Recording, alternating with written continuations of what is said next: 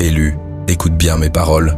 Ce samedi 23 août 2025 n'est pas une simple date, c'est une détonation spirituelle. Le ciel l'a entouré de feu bien avant ta naissance. Tout l'enfer tremble en ce moment, car la version de toi qu'il redoutait, celle d'une destinée ointe et inébranlable, s'apprête à sortir de l'ombre.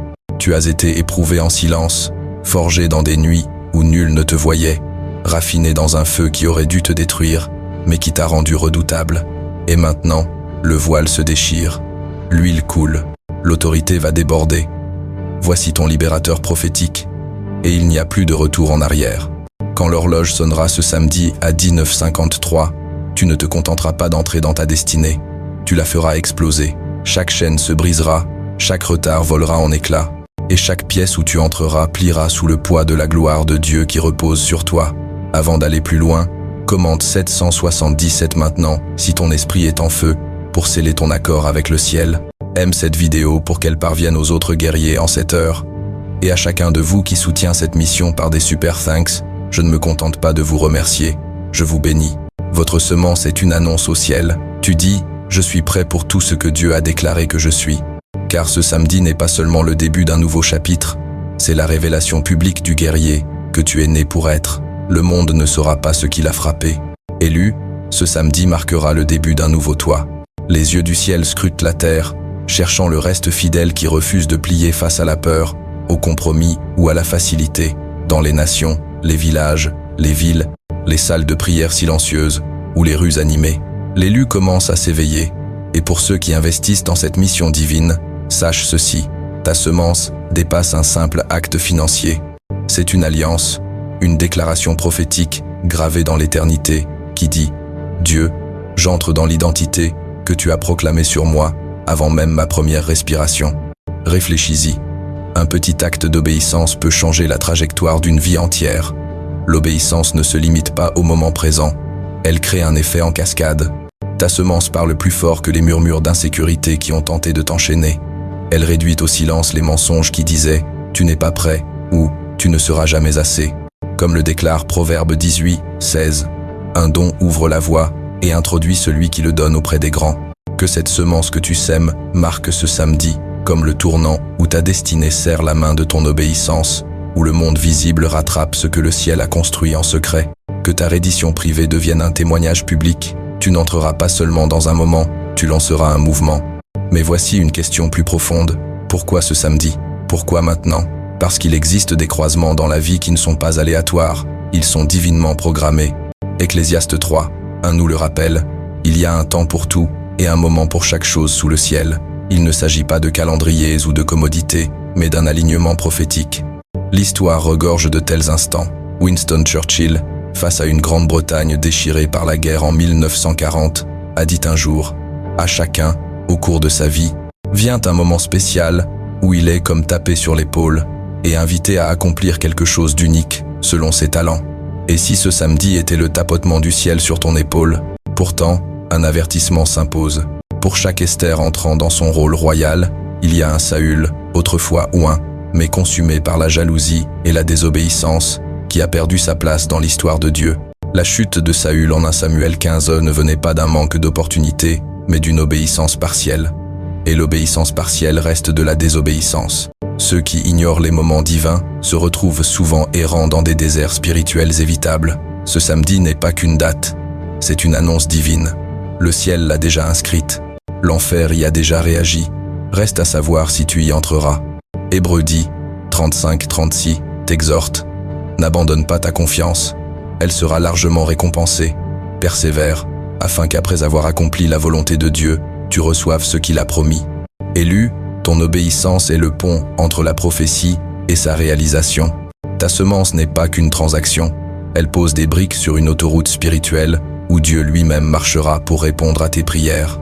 Matthieu 6, 33 le confirme. Cherche d'abord son royaume et sa justice, et tout cela te sera donné en plus. Lève-toi, tiens ferme, avance ce samedi, comme si tout le ciel te regardait, car c'est le cas. Que ta vie proclame que tu n'as pas seulement été appelé, tu as été choisi. Dieu est l'architecte de l'éternité, celui qui parle et fait naître les galaxies.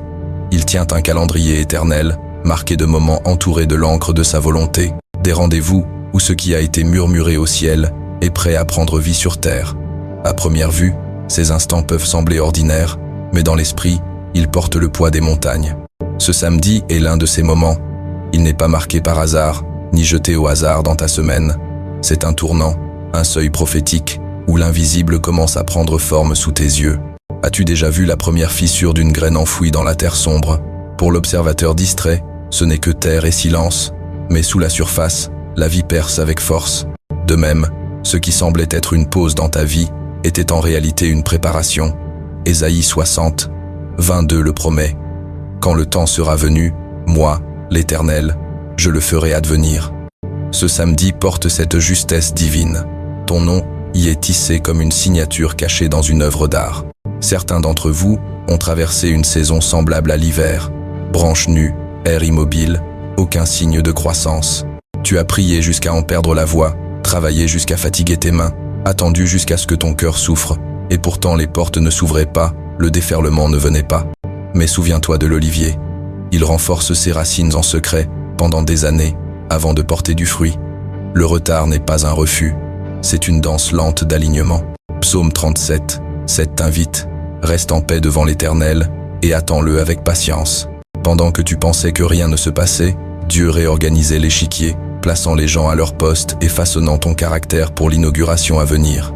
Dans Les Misérables de Victor Hugo, une phrase murmure, une vérité à travers les siècles. Même la nuit la plus obscure finit, et le soleil se lève. Ta nuit a été longue, mais l'aube s'approche rapidement à l'horizon. Ce samedi n'est pas seulement le début d'un voyage, c'est le lever de rideau sur la scène que Dieu a construite pour toi en coulisses. Le confinement de la chenille dans sa chrysalide n'est pas une punition, c'est une transformation. Et quand les ailes se déploient, la créature qui émerge n'a plus rien à voir avec celle qui y est entrée. Entreras-tu dans cette réalité? Passeras-tu de l'attente à l'accomplissement? Ce samedi n'est pas une introduction, c'est une annonce. C'est la manière du ciel de dire « Le temps est venu ».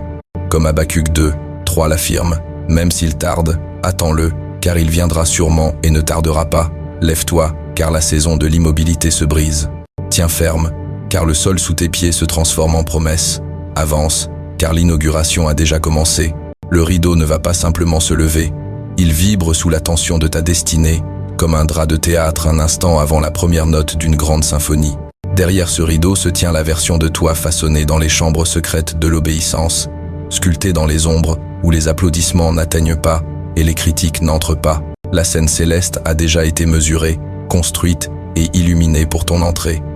Ce n'est pas une mise en place hâtive, c'est un chef-d'œuvre préparé depuis des siècles.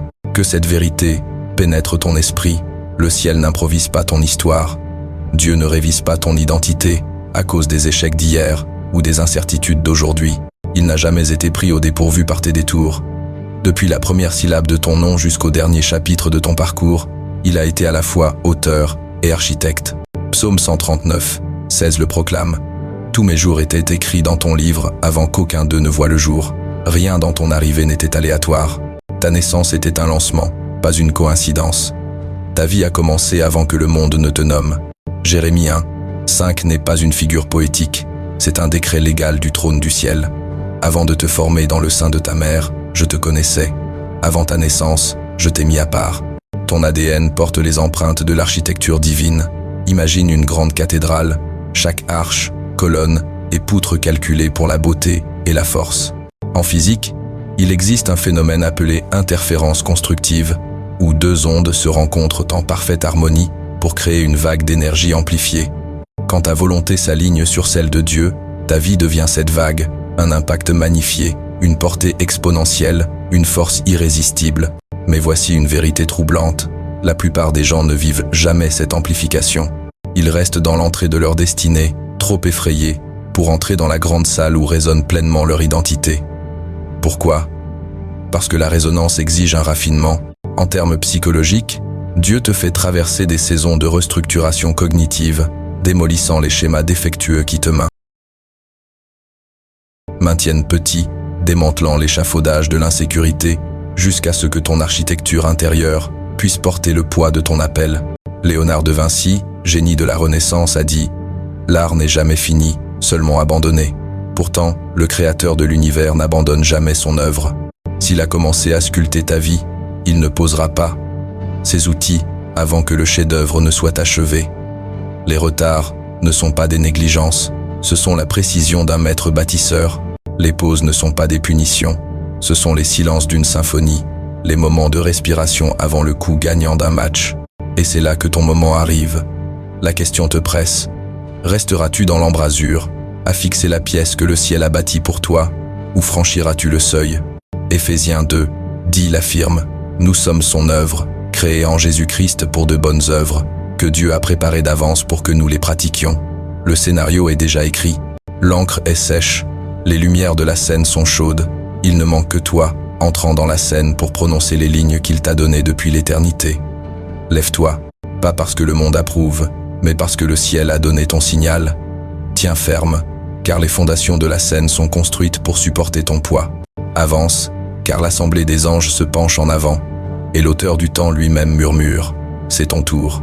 Oh, combien se rétrécissent pour s'adapter à des pièces qu'ils étaient appelés à diriger, pliant leurs bords pour répondre aux attentes de ceux qui n'ont jamais entendu le murmure du ciel sur leur vie.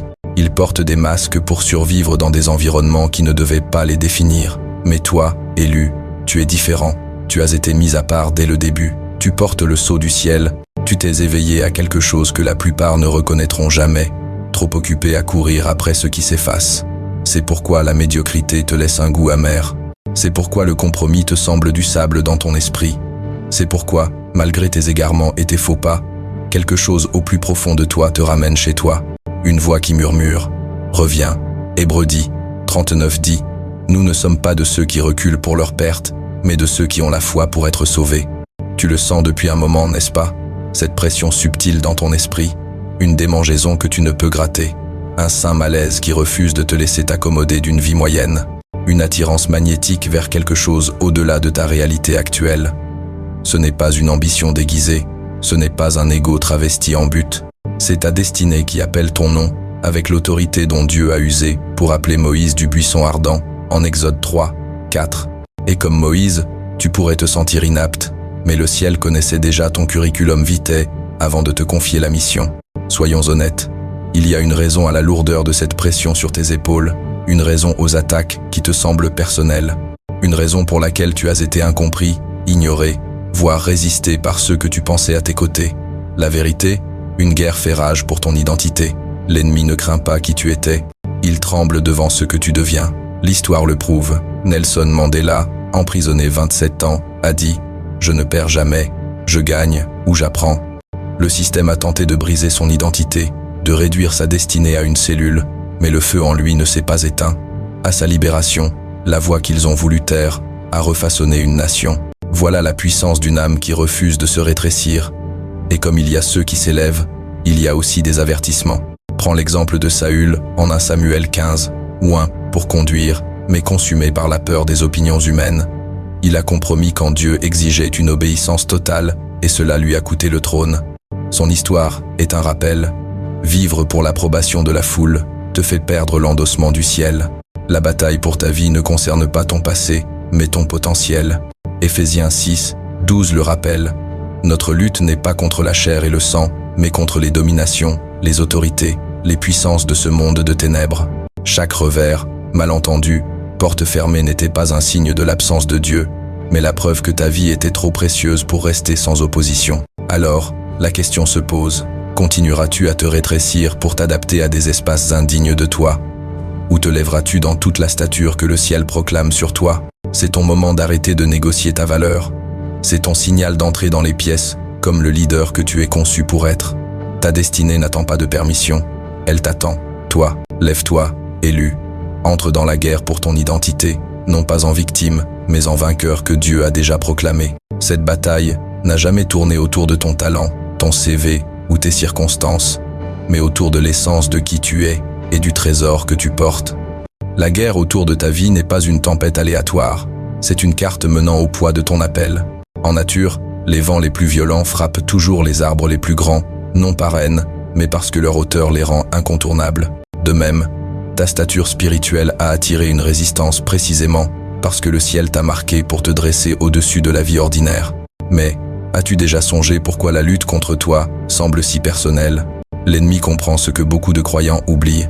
S'il peut tordre ta perception de toi-même, il peut embrouiller le chemin de ton but. S'il peut semer la confusion dans ton identité, elle croîtra comme une vigne envahissante, étouffant la clarté de ton mandat. Car une fois que tu te verras à travers le regard du ciel, tu deviendras comme un fleuve brisant son barrage, irrésistible, inondant chaque vallée de vie. Ésaïe 54, 17 t'assure, aucune arme forgée contre toi ne prospérera, mais l'ennemi tentera de te faire poser ton arme en te convainquant qu'elle ne t'appartient pas. Et s'il y parvient, combien de batailles resteront inachevées, non par manque de force, mais parce que tu as oublié qui tu es. Réfléchis-y. Une fois que tu réaliseras que tu n'es pas seulement sauvé, mais envoyé, tu cesseras de vivre en mode survie pour marcher avec l'autorité de quelqu'un en mission royale. C'est pourquoi les attaques contre toi ont semblé calculées. Chaque coup porté à ta confiance, chaque tentative d'étouffer ta voix, chaque murmure te faisant douter de ta valeur, étaient des frappes ciblées pour te sortir de ta formation, mais elles n'ont pas fonctionné. Même dans le chaos, tu tiens debout comme un ancien phare battu par les tempêtes, jetant encore sa lumière sur des eaux sombres. Alors, si tu tiens encore après tout cela, qu'est-ce qui pourrait t'arrêter maintenant? Souviens-toi de Jésus. Avant de prêcher ou de guérir, la première attaque contre lui visait son identité. Si tu es le Fils de Dieu, Matthieu 4, 3. L'ennemi n'a jamais remis en question son pouvoir, mais son identité, car le pouvoir découle de l'identité, comme un fleuve de sa source. C'est pourquoi les assauts contre toi ne concernent pas tes compétences ou tes ressources, mais la source d'où tout cela coule. Dans le bossu de Notre-Dame de Victor Hugo, la force de Quasimodo ne résidait pas seulement dans sa puissance physique, mais dans l'amour et la loyauté, nés de la conscience de sa valeur. Malgré les étiquettes du monde, la tragédie n'était pas son apparence, mais l'incapacité du monde à voir le cœur que Dieu avait façonné en lui. N'est-ce pas pareil pour toi? Les étiquettes du monde n'ont jamais correspondu à la vérité du ciel sur ta vie.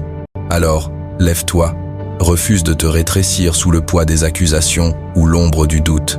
Tu es plus que les batailles que tu as survécues, tu es la mission qu'elle tentait d'empêcher. Tiens ferme comme un chêne refusant de plier sous les tempêtes passagères. Avance comme un fleuve creusant des canyons dans la pierre. Marche comme l'élu qui sait que son identité est scellée dans le ciel. La stratégie de l'ennemi était précise, mais elle a échoué.